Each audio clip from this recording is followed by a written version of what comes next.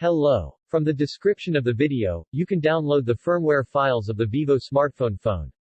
Firmware is the main file of smartphone operating system, also known as flash files or stock ROM. The files we are providing you are official file. You can upgrade or downgrade the software of your phone with the help of these files. And if your phone is dead, so by installing these files on your phone you can repair the dead software of your mobile phone.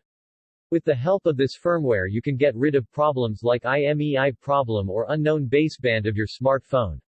This video contains the files of Qualcomm Vivo smartphone. By the way, we will flash this phone with the help of Qualcomm flash tools. Before flashing, make sure that the files you are installing on your phone are these files compatible with your phone model. If the files don't match your phone model, your phone might be dead. All your data will be deleted after flashing. We will not take responsibility for any kind of fault during flashing. This is an official stock firmware provided by the company that introduced the Vivo smartphone. And these files will be told in the title of the video. They are the files of the model.